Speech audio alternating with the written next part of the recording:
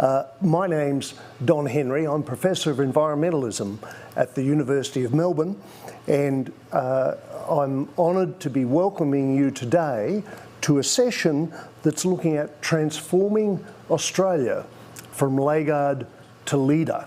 And we're joined in this session by a great panel of civil society leaders from Australia. Could I firstly invite Richie Merzian to present to us. Richie, over to you, thanks. Thanks, Don. It's a privilege to be here. Never have I had to work so hard to leave Australia, but it was worth doing to come here and speak truth to power, to explain where Australia stands on climate change. And so I'll begin by setting the scene for where Australia is at in terms of its contribution to climate change. Australia is a major greenhouse gas emitter. In fact, it is in the top 10% of global emitters around the world. Australia emits more than 40 countries with larger populations, including our host here, the United Kingdom.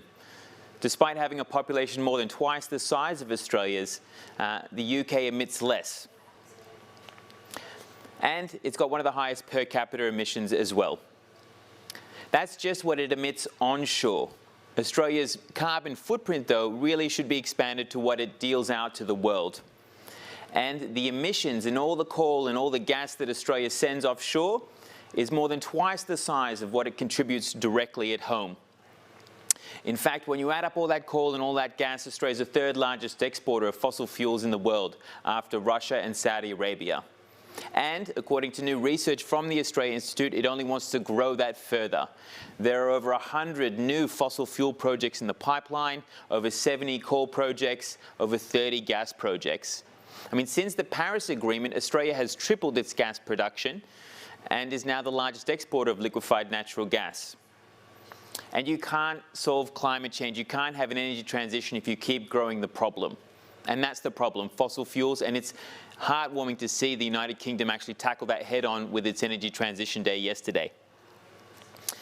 But the Australian people are also part of this. There's over $10 billion spent every year in subsidising fossil fuels in Australia. And for those who were at the Paris Agreement, they'd remember there were global protests against the new Adani coal mine. Well, just this month, Adani shipped its first coal from its Carmichael mine in Queensland. So there's a lot of work to do in addressing the problem in Australia, which is high emissions, but also even higher fossil fuel exports.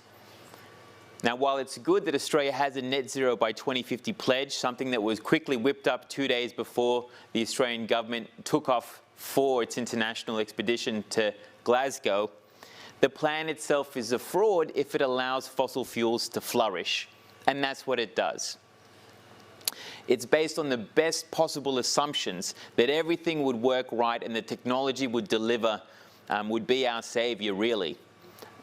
It also, according to new research that was just published in the Sydney Morning Herald, is based on offtake agreements, which is that the Australian public would pay to lower the price of technologies to subsidise further the pathway rather than finding ways to make polluters pay. But the real issue is that there's no immediate impact to Australia's net zero by 2050 plan. And that's what we're looking for. How do we make 2030 count, the decisive decade, as President Biden put it? Because right now, Australia's emissions have dropped, not because of how it gets its energy, which is still highly reliant on fossil fuels, but how it uses its land, through land use emissions. Australia has a history of meeting by cheating.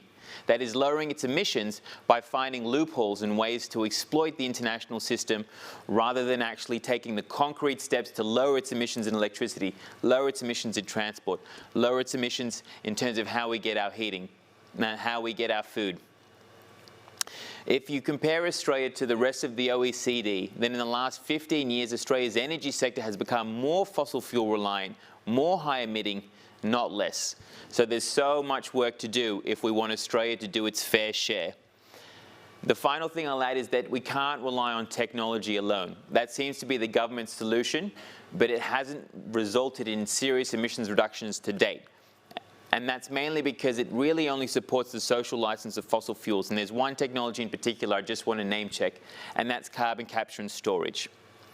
This is a technology the Australian government's been pushing for 2 decades now to try and bury emissions and keep it underground as a way of further expanding fossil fuels. But over $4 billion has been committed by state and federal governments in Australia, and we don't have a single facility that's burying emissions that relate to coal, and only one for gas. We can't put all our eggs in the basket of technologies. There's a role for governments to play in actually bringing in serious policies and serious targets, and I'm sure we'll hear more from that from the esteemed panel I'm with today. So thanks for having me, and it's good to be able to speak truth to power. I mean, that's not the path of democracy. I mean, it's just stupid that we have to continually go and ask a judge to make a ruling on what our government is doing to us. That's just not a democratic system. Ray, let me bring Richie in. Thanks. No, building off Uncle Ray's comments, it's exactly right, because it's undemocratic. And really it comes down to state capture, which is a federal government that assumes that the national interest is the fossil fuel interests. I mean, like, just at the last COP, Australia was on fire, supercharged by climate change, and yet Australia's minister here at the COP didn't even mention it in the national statement. It was otherworldly. And then, we went through a whole summer where the country was on fire and the government refused and dragged its heels to even mention the connection to climate change, because they'd be forced to do something against what they saw as their national interest, which is the fossil fuel interests. And then we had a pandemic. The government's response was to say, okay, we need to set up a task force to recover from the pandemic, and then appoint a gas executive to lead the task force, and then they come back with a gas-fired recovery to the pandemic.